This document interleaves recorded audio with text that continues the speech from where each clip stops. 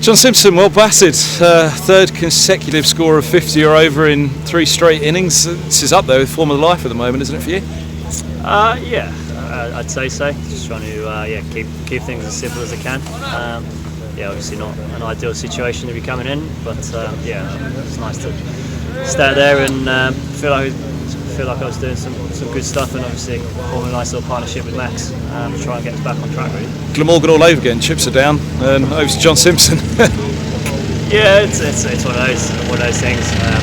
Pride myself on getting the best out of myself when the chips are down. So when the chips are down. So I think for me, it's just a case of just trying to keep it as simple as we can and not really focus too much on the scoreboard. And as I said, just try and form a nice little partnership with Max. And nice to get a 100 partnership, but probably a bit of a shame one of us couldn't go on and get 3 figures really.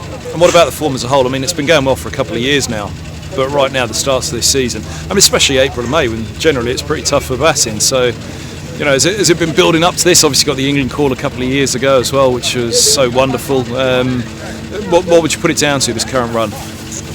Look, I think obviously getting the England opportunity was an unexpected one, but also one that sort of gave me a bit of a kick up the backside really, that there's still opportunities out there for me. But to be honest, it's just been a real focus this winter on more of actually what's going on upstairs. I was working with a very close friend of mine, more on the mental side of the game and what makes me tick, and trying to get my best out of me. So it's been quite an interesting process, one that I've thoroughly enjoyed and continue to be more and more curious into. But when it's come to batting, I think it's just really trying to stay in the present and take it ball by ball. And if I do that, and the minute things are clicking, that's the most important thing. But the outcome's irrelevant in that sense. Just trying to just trying to stay as calm and as present as I can, and hopefully the outcome is what it is. In the match situation, yourself and Max, Luke Coleman and Martin Anderson tonight brought Middlesex right back into it, because at 45 for 4 it was deep pressure at that point. Yeah, absolutely. Obviously they bowled pretty well up top, and as it was, sort of me and Max have formed a bit of a partnership, try and soak up a bit of pressure, but also throw a few counter punches as well.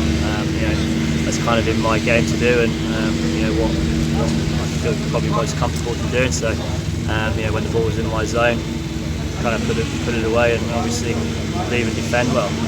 As I said, doing that well with Maxi together was up to a pretty good 5th wicket, or actually 6th wicket partnership. So that was sort of the remit. But as I said, probably a shame one of us couldn't go on. And what transpired after that, Martin and Lukey was fantastic. I think the way that they went about, again, building a partnership, putting away the bad ball and putting their bowlers under pressure was really impressive to watch. Where we are now sets up the game really nicely. If we can, again, carry on that form.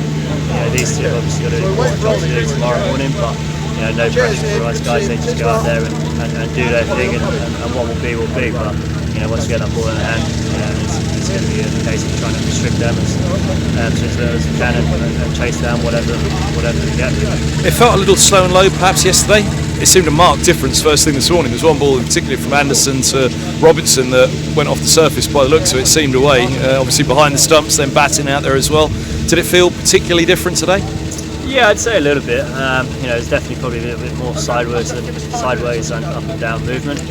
Seemed to be a bit more indentations in the wicket, but look, I think as the game goes on, it might probably be a little bit more up and down. Those indentations might play more of a factor in the game. As I said, it's day 3 tomorrow, and whatever. For us, it's trying to get up to their total, or even go past. If we can dare to dream a little bit, which is we can do with those two.